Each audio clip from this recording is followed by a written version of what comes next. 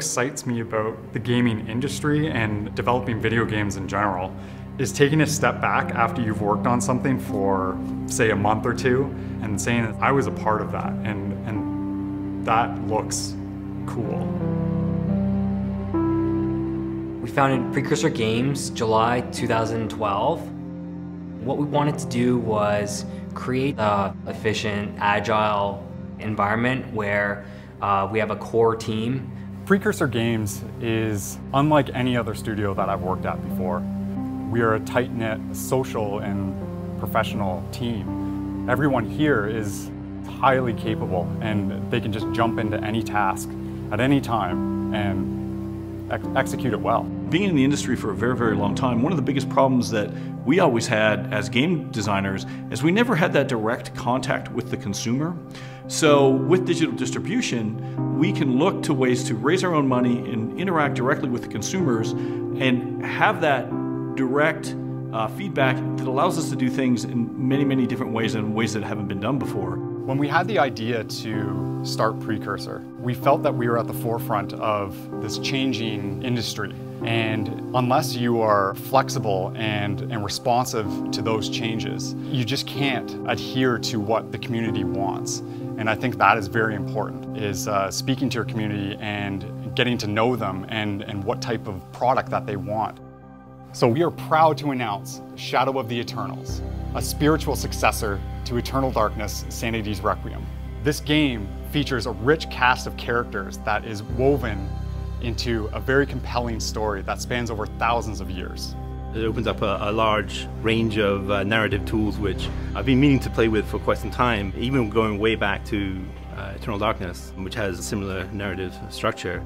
Now we've moved on to more playful, more innovative techniques, and now there's lots of competition at area, so we need to basically raise the ante and provide something that is more compelling for a modern audience.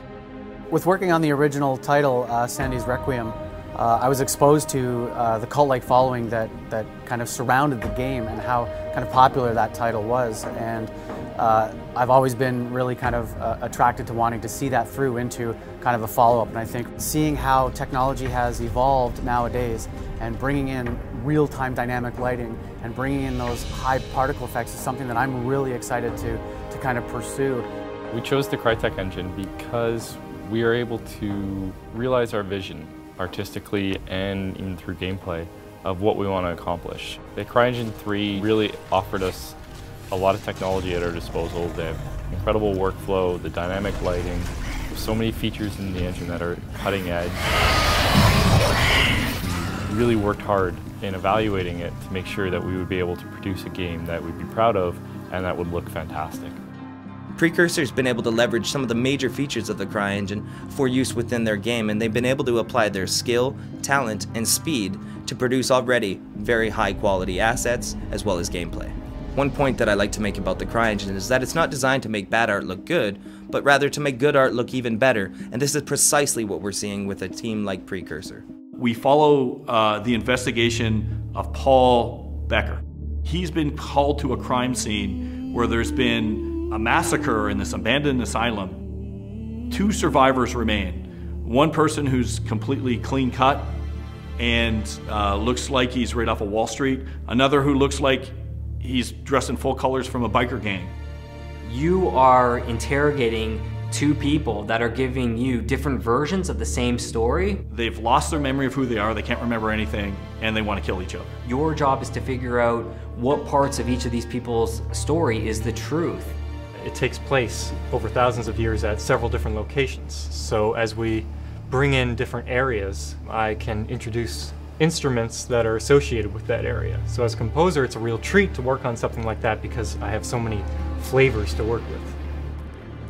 We've layered on a lot of mystery, and even explaining it hopefully will not destroy the allure of wanting to discover it.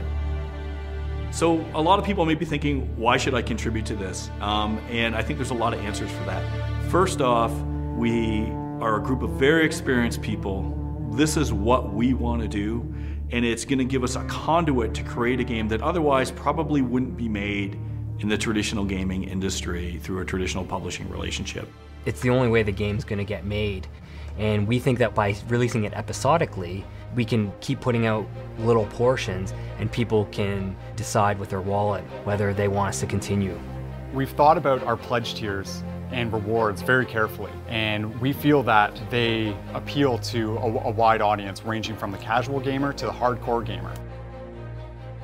But for our early adopters, we are offering limited edition rewards, such as exclusive in-game items, as well as exclusive physical merchandise. You'll notice in our teaser trailer and our gameplay trailer, it says, in collaboration with the Order of the Unseen.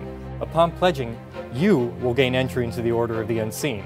We're able, through the Order of the Unseen, to allow gamers to actually create games that they want to play. Your level of interaction is totally up to you, but you will have an opportunity to interact. You will have an opportunity to participate and contribute to the content.